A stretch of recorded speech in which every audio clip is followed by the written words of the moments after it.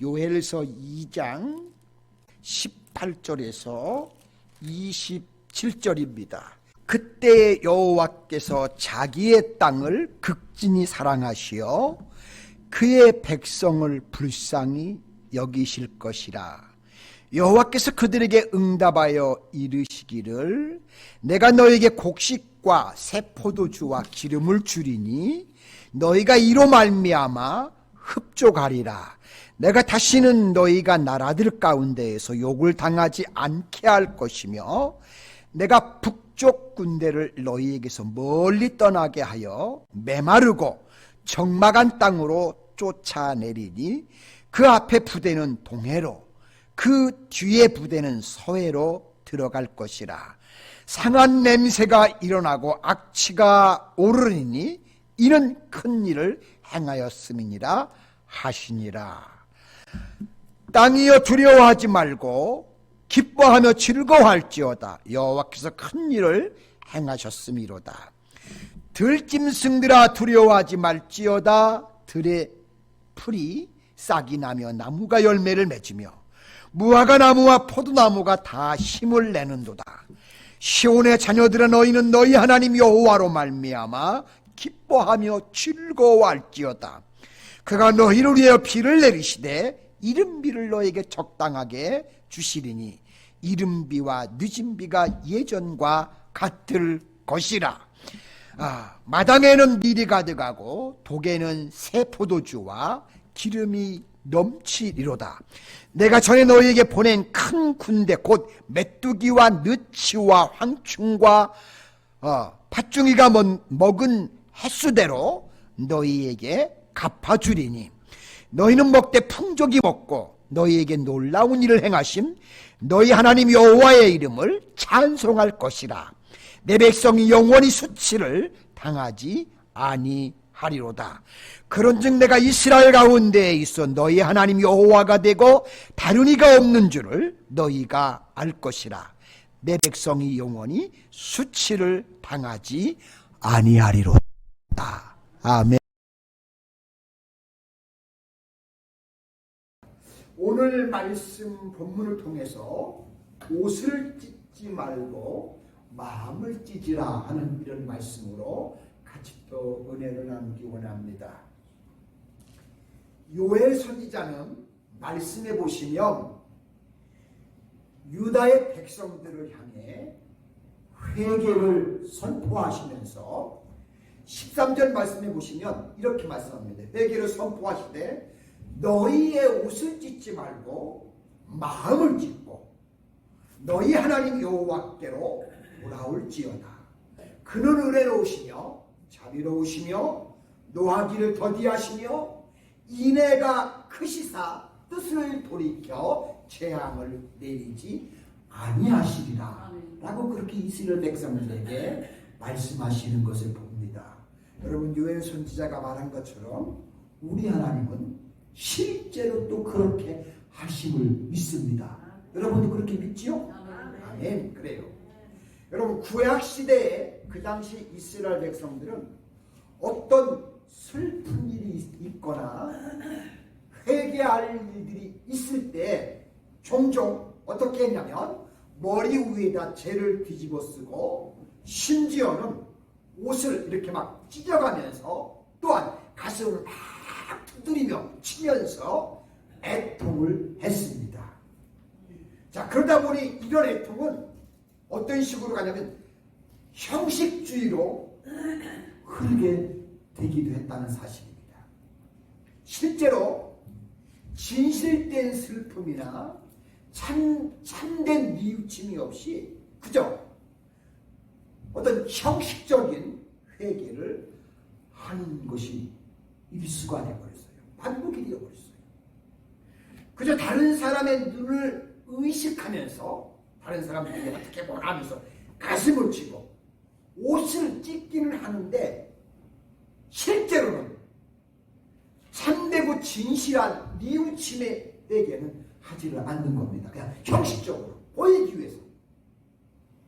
그래서 선지자들은 유다 백성들의 그런 모습을 보면서 뭐라고 하냐면 그 백성들에게 선지자들이 회개를 촉구하면서 너희들이 그렇게 오실 듯이 마음을 찢고 탄식함으로써 진실한 회개를 하나님께 하라고 그렇게 선지자들이 권고하는 것을 성경에서 보게 됩니다.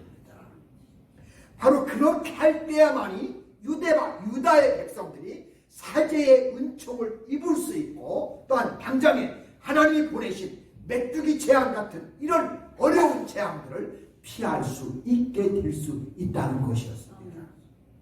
자, 이렇게 하나님께서는 진실되게 자신의 온 마음과 온 몸으로 잘못을 뉘우치며 회개하는 사람들을 오히려 불쌍히 여기시고요, 그런 사람들에게 하나님이 은혜를 베풀어 주신다는 사실입니다. 여러분, 이건 구약 때만 그런 게 아니고 아마 주님이 오시는 그날까지 이 모습은 계속 변하지 않을 것 같습니다. 우리가 우리의 모습을 놓고 하나님께 부끄러웠을 때, 하나님께 부족했을 때, 하나님 앞에 온전하지 못할 때마다 우리의 이런 모습을 놓고 늘 기도하고 하나님께 회개하면 여전히 하나님은 어제나 오늘이나 영원토록 동일하시기 때문에 우리의 기도에 응답하시면서 우리를 치유해 주시기도 믿습니다.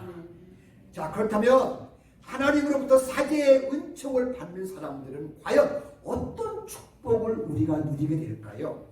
요엘 선지자는 그 축복을 오늘 본문에서 보시면 세 가지로 이스라엘 백성들에게 말씀하시는 것을 볼 수가 있습니다. 첫째로 물질적인 축복이 임한다고 하셨어요.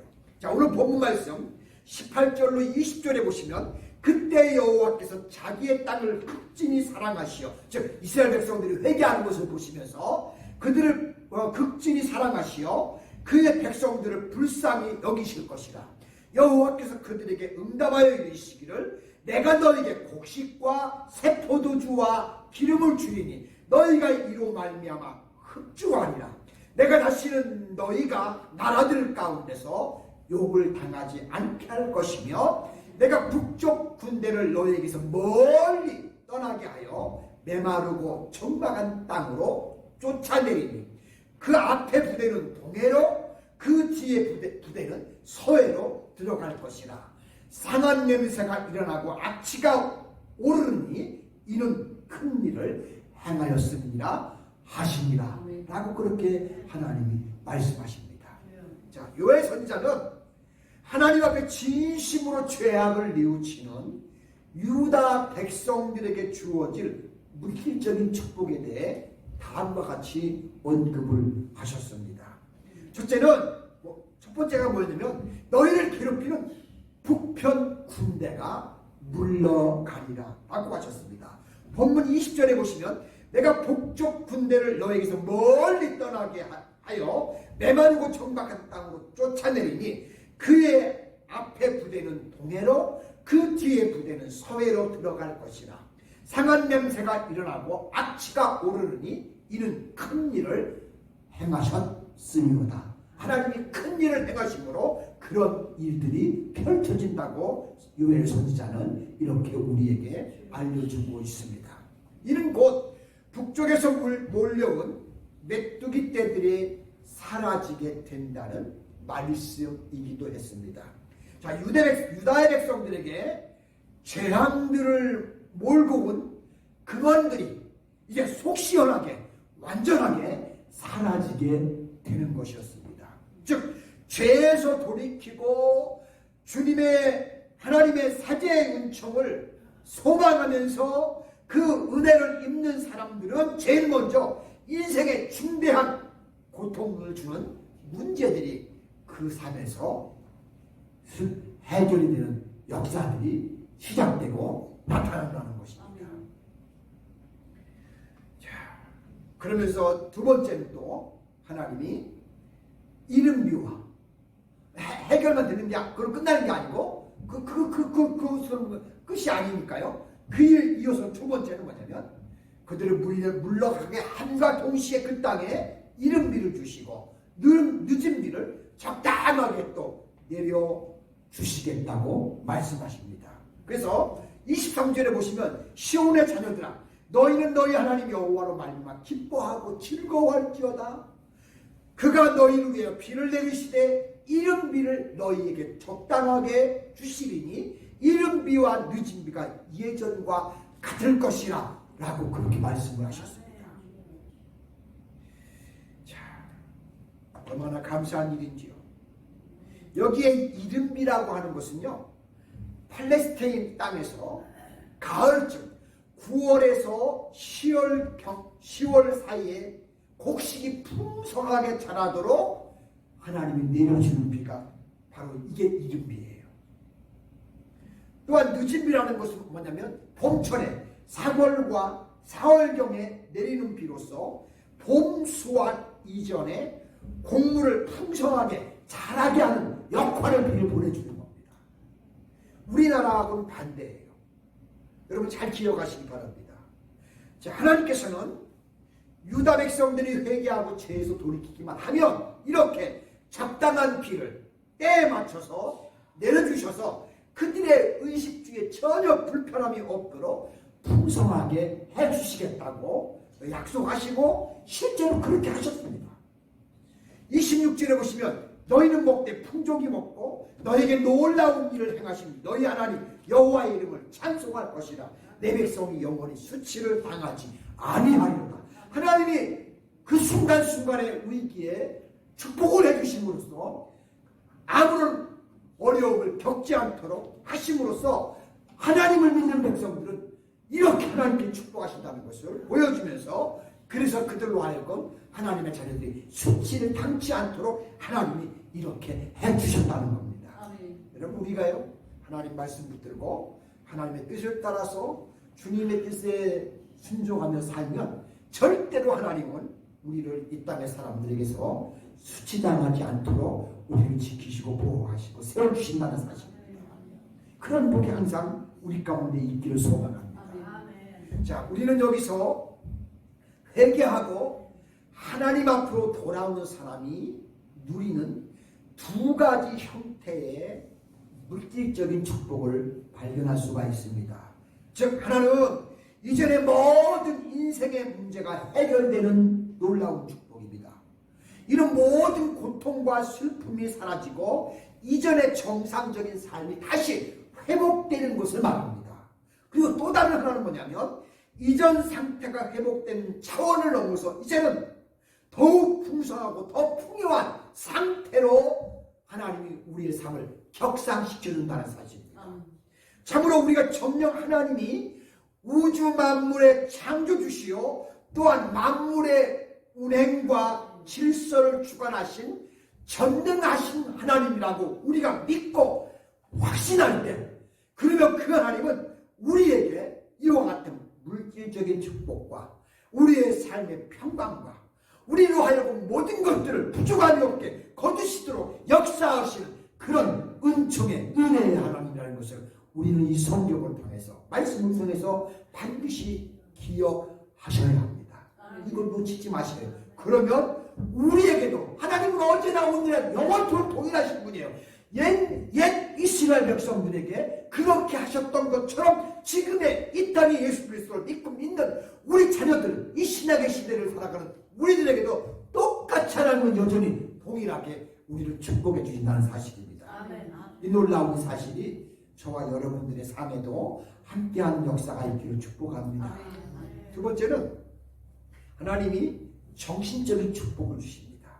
본문 21절로 23절에 보시면 땅이여 두려워하지 말고 기뻐하며 즐거워할지어다. 여호와께서 큰 일을 행하셨음이로다. 들짐승들아 두려워하지 말지어다.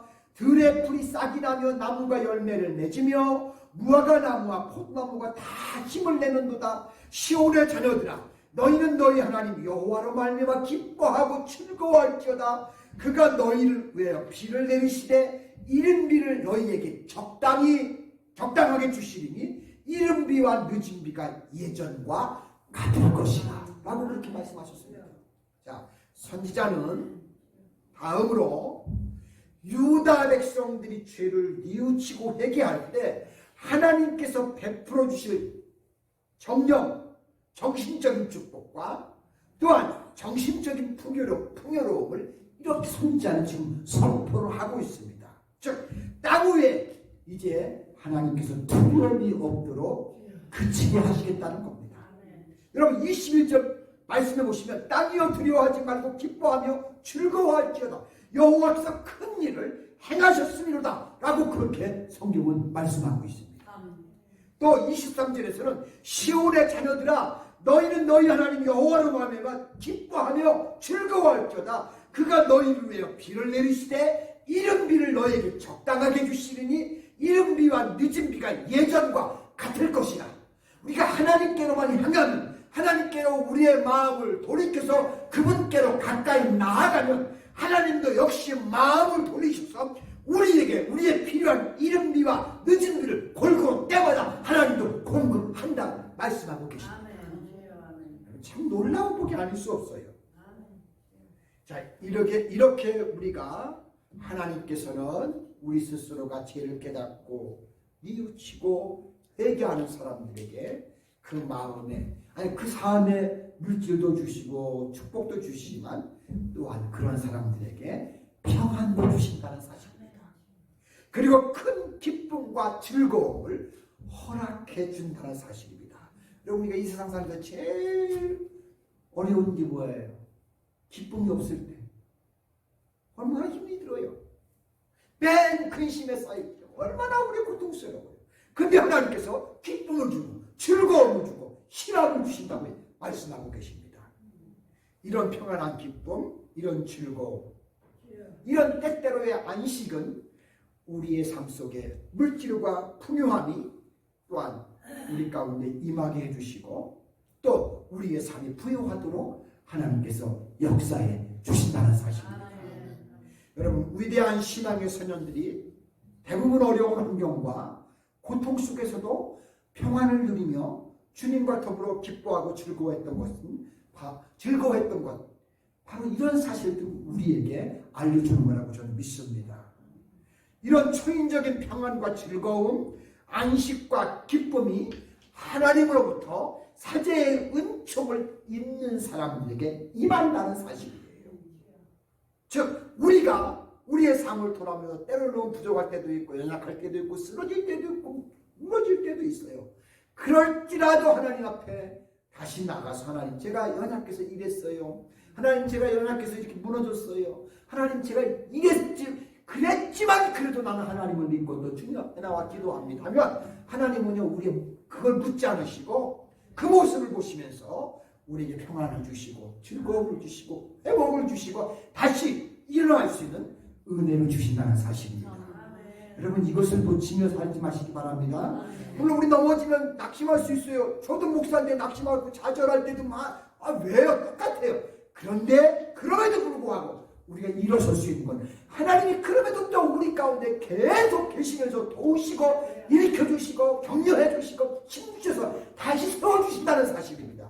이것을 붙들면 우리는 절대로 우리의 인생을 하나님 나라 갈 때까지 어려움 없이 하나님께서 인도해 주심으로 아름다운 삶이 될 줄로 저는 믿고 확신합니다. 그 다음에 더 중요한 건 마지막으로 세 번째는 하나님이 영적인 축복을 주십니다. 28절로 32절에 보시면 그 후에 내가 내 영을 만민에게 부어주리니 너희 자녀들이 장래일을 말할 것이며 너희 늙은이는 꿈을 꾸며 너희 젊은이들은 이상을 볼 것이며 그때 내가 또 내 여종을 남종과 여종에게 그때 내 영을 남종과 여종에게 부어줄 것이며 내가 이적을 하늘과 땅에 베풀리니 곧 피와 불과 연기 기둥이라 여호와의 크고 두려운 날이 이르기 전에 해가 어두워지고 달이 빛같이 변하려니와 누구든지 여호와의 이름을 부르는 자는 구원을 얻으리니 이는 나 여호와의 말대로 시온산과 예루살렘에서 피할 자가 있을 것이며 남은 자 중에 나 여호와의 부름을 받는 자가 있을 것입니다. 아멘. 여러분 마지막 순간까지 끝까지 하나님을 의지하고 신앙하는 사람들에게는 마지막에 하나님의 부름의 자리에 우리가 서게 된다고 약속하고 계십니다. 저는 우리 노스캐롤라이나 한인교회 성도 여러분들이 이 다음에 하나님 나라 앞에 다 설 수 있는 그런 귀한 하나님 나라 백성 되시길 소망합니다. 여러분 요엘 선지자는 마지막으로 회개하고 사제의 은총을 입은 사람들에게 임할 놀라운 축복에 대해서 말씀을 하십니다. 즉 그것은 이스라엘 백성들에게 임할 영적인 축복으로서 뭐냐면 성령 강림을 그들에게 하나님이 축복해 주신다는 사실입니다. 하나님께서는 앞에서 물질적인 축복과 정신적인 축복에 대해서 또 말씀하셨지만 그것으로 끝나는 게 아니고 이어서 이제는 영적인 축복을 약속을 했다는 사실입니다. 즉 성령 강림의 약속을 하신 겁니다. 이 약속은 여러분이 다 아시는 것처럼 신약의 오순절 마가의 다락방에서 실제로 성취가 되었고요. 이런 사도 베드로가 오순절 성령 강림 사건 이후에 행한 설교에서도 분명하게 드러나는 것을 사도행전 2장 14절로 21절에서 우리가 보게 됩니다. 자, 그렇다면 이런 성령 강림의 특징은 과연 뭘까요? 첫 번째, 성령은 천하만민 모든 하나님의 자녀들에게 임한다는 사실입니다. 성령은 뭐 목사에게만 아니면 뭐 장로님들에게만 그게 아니라 하나님의 자녀 모든 성도에게 하나님의 성령이 임한다는 사실입니다. 28절 상반절에 보시면 그 후에 내가 내 영을 만민에게 부어주겠다고 하나님이 약속했어요. 만민에게 모든 자에게 하나님을 믿고 영접하며 하나님을 믿는 사람에게는 모두에게 하나님이 성령을 주겠다고 약속하신 겁니다. 여러분 과거 구약시대에는요 특별한 하나님의 사역자들 어떤 특수한 임무를 수행할 때 하나님께서 그 일꾼들에게 성령이 강림하도록 하셨습니다. 하지만 이제 신약시대가 되면서 사제의 은총을 입고 하나님의 자녀가 된 모든 사람들 남녀노소 빈부귀천 재물 이런 것 다소에 전혀 상관없이 모두에게 하나님이 성령을 받게 하셨습니다. 둘째는 성령 받은 사람들은 어떤 역사가 펼쳐지냐면 장래일을 말하며 꿈을 꾸며 이상을 보게 된다는 겁니다. 하나님의 나라를 보게 된다는 겁니다. 성경을 읽다가도 하나님 나라가 안 보였는데 하나님의 성령이 함께 하면서 성경 읽으면서 아 내가 이 안에 들어갈 하나님 나라가 이런 것과 이게 보인다는 사실이에요. 자 28절 중반에 보시면 너희 자녀들이 장래일을 말할 것이며 너희 늙은이들은 꿈을 꿀 것이며 그래 나도 이제 하나님 부르시면 하나님 나 들어가네 그게 우리가 믿어진다는 거죠. 할렐루야. 또 젊은이들은 그 놀라운 하나님의 이상 들어오면서 더 큰 꿈을 꾸게 된다는 거죠. 여기서 장래일을 말한다는 것은 곧 예언의 행위를 가리키는 건데요. 꿈을 꾼다는 것은 또한 꿈을 통해서 하나님의 계시를 본다는 그런 내용이기도 합니다. 그리고 이상을 본다는 환상을 보는 것도 바라는 걸 말합니다. 여러분 구약시대의 사실 예언을 통해서 장래 하나님의 사역을 선포하기도 하고 또 환상이나 꿈을 통해서 하나님의 뜻이 조금씩 드러났던 건 사실이에요. 하지만 이는 하나님의 성령 계시 즉 성경 말씀이 정경화되기 이전에 있었던 하나님의 특별 사건이었어요. 그때는 성경이 없었기 때문에 하나님이 그런 방식으로 하나님께서 하시는 일들을 보여줬어요. 그렇지만 이제 성문 계시 즉 성경 말씀이 완전하게 기록되고 난 이후에는 성경이 정경화된 이후에는 이런 하나님의 특별 계시가 거의 보이지 않았어요. 보기가 어려웠어요. 왜요? 성경에 하나님이 다 이제 기록해서 그걸 다 기록해 줬기 때문에 이제 이런 것들이 안 보여도 성경을 보면 다 알 수 있으니까요. 그렇게 하나님이 하셨다는 사실입니다. 따라서 이 말씀은 곧 하나님의 성령을 받는 사람들은 모두가 한 가지로 뭐냐면 신구약 성경 말씀을 통해서 이제 하나님의 말씀을 깨닫고 또한 그 말씀을 선포하며 그 말씀에 의해서 우리의 삶을 믿음으로 살게 된다는 것입니다. 얼마나 큰 분인지 몰라요. 오늘날 이 성경 말씀이 교회와 교단에 따라서 조금씩 해석하는 것은 다를 수 있어요. 그러나 제 생각도 그렇고 신학자들의 생각도 그렇다고 저는 믿습니다. 말씀의 본질은 절대로 해석에서 멀리 벗어나지 않고 거의 비슷하게 모두가 다 하나님의 말씀을 하나님의 말씀으로 인정하면서 믿게 된다는 사실입니다. 여러분, 하나님의 성령을 받은 사람들은 구약의 선지자나 사사나 또 신약의 제자들 혹은 위대한 몇몇 지도자들에게 국한되었던 것이 사실이지만 하나님께서는 이제 성경을 주셔서 하나님의 계시를 이해하며 그것을 보면서 선포하셨던 말씀들을 그들이 느끼게 되고 배우게 되고 깨닫게 되어서 우리의 신앙에 유익함을 가질 수 있게 했다는 것입니다. 그리고 이런 성령 강림은 마지막 날 하나님 최후의 심판에 우리 모두에게 또한 임할 거라고 30절로 32절에 보시면 이렇게 말씀합니다. 내가 이적을 하늘과 땅에 베풀리니 곧 피와 불과 연기 기둥이라 여호와의 크고 두려운 날이 이르기 전에 해가 어두워지고 달이 핏빛같이 변하리와 누구든지 여호와의 이름을 부르는 자는 구원을 얻으리니 이는 나 여호와의 말대로 시온산과 예루살렘에서 피할 자가 있을 것이며 남은 자 중에 여호와의 부름을 받을 자가 있을 것이라 라고 이렇게 성경은 우리에게 말씀하고 계십니다. 여러분, 마지막에 주님이 오셔서 모든 사람들을 주님 앞에 부르신, 당신 선택한 자녀들을 부르신다고 하셨는데 그 부르심의 자리에 저와 여러분 그 귀한 자리에 함께 하시는 우리 모두가 되시기를 주님의 이름으로 축복합니다. 기도합니다. 은혜로우시고 자비로우신 하나님 고맙고 감사합니다.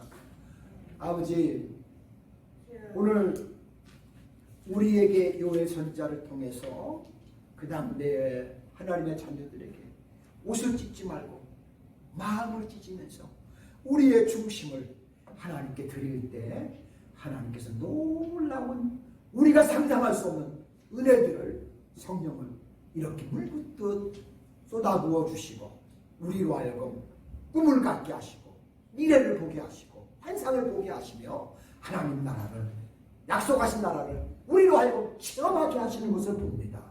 아버지, 우리가 이런 것들을 놓치지 않게 하시고 마지막 그래서 주님이 오실 때 우리도 그 자리에 아버지 함께하는 그런 우리 노스캐롤라이나 한교회 온 성도님들 될 수 있게 축복하여 주옵소서.